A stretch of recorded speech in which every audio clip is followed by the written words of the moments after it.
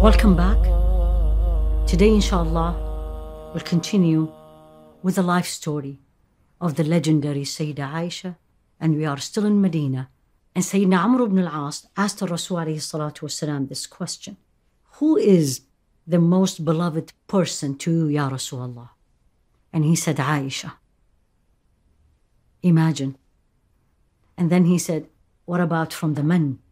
And here scholar says he was hoping his name will be called. And he said, Abiha, her father. What a woman she was, that the Rasul ﷺ, even when he wanted to mention a man, he didn't mention the name of Sayyidina Ebubekir. Rather, he said, her father. What a love he had for her. And then look at the love she had for him. And this is actually in all the books.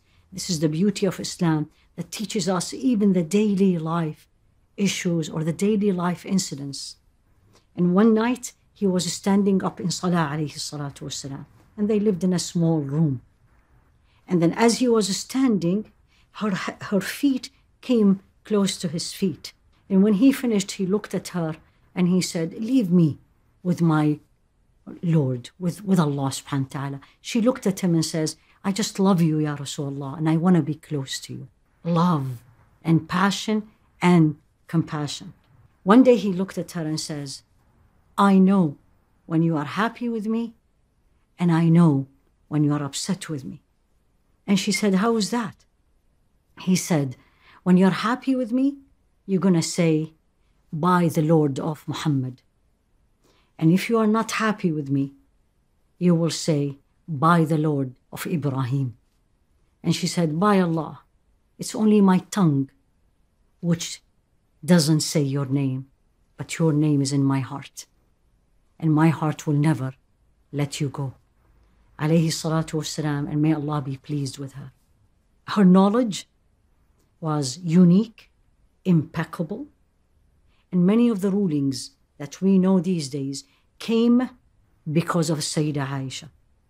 One of them is a tayammum, using, or the permissibility of using dust instead of water in certain circumstances. That was actually the verse in the Quran was revealed because of an incident happened with the Sayyida Aisha. Another thing, she narrated that this deen, you don't have to do a lot of things.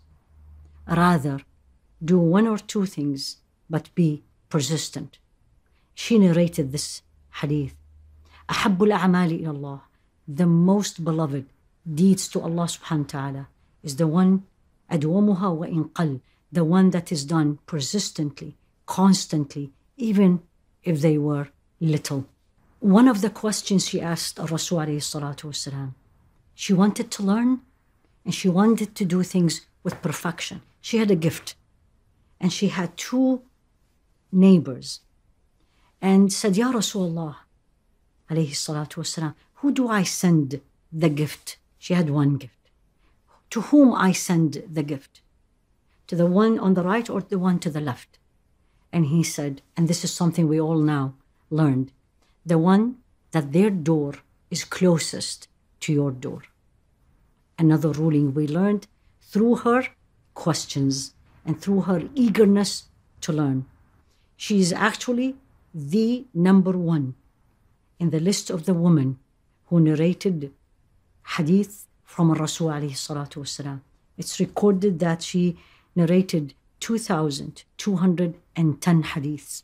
And she is number 5 in the whole sequence of those who narrated hadith, which is number 1, Sayyidina Abu Huraira, Abdullah ibn Umar, and then she comes in and then she is number 5. One of the questions she asked Rasul alayhi salatu wasalam, and we women these days want that. And she said, Ya Rasulullah, the men took the best reward. They go for fighting and we don't. And we want that reward. Competition in akhirah. And he responded, alayhi salatu wasalam, and he said, لَكُنَّ أَفْضَلُ الْجِهَادِ حَجٌّ مَبْرُورٌ. You have the best act of jihad without going out for fighting. And that is حَجٌّ مَبْرُورٌ. Hajj, that is mabrur, excellent, with no faults. Everyone who's blessed with a blessing or a 2 or 3 will be tested.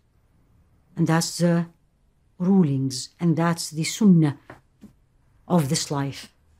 And of course, being the most beloved to Rasul alayhi salatu wasalam, and the daughter of Sayyidina Ebubekir, and the most knowledgeable woman, beautiful, smart, the test will be as hard as it can be to any woman in this day and age. The story actually is narrated by her. She narrated her story, how she went through this test. And the test started like that. When the Rasul alayhi salatu wasalam usually go out for an expedition, he usually take 1 or more of his wives.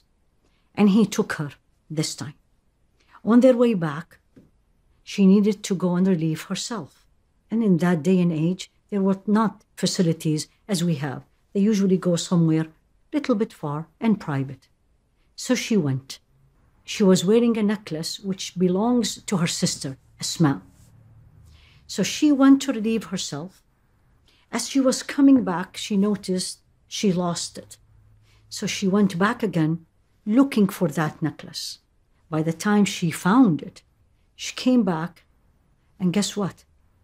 The caravan went. And when you read the story, they say she was so thin and petite, and they were on top of the camel inside a covered room in the camel. They didn't feel the difference in weight, and they moved.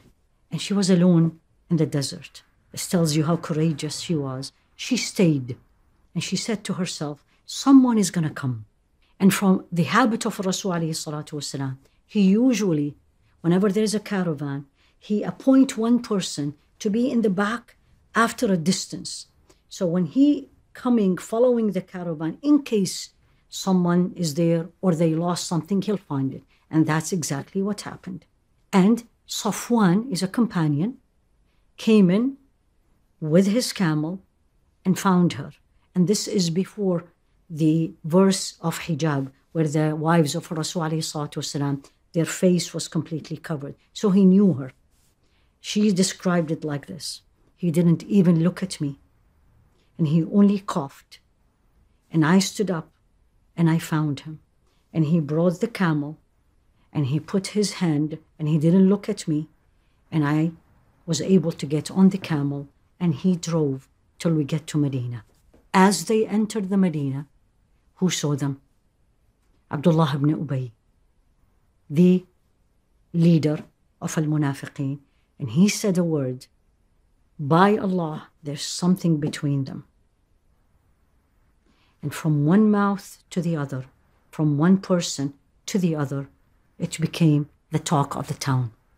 Tomorrow, inshallah, we will continue with another milestone of the legacy of this woman.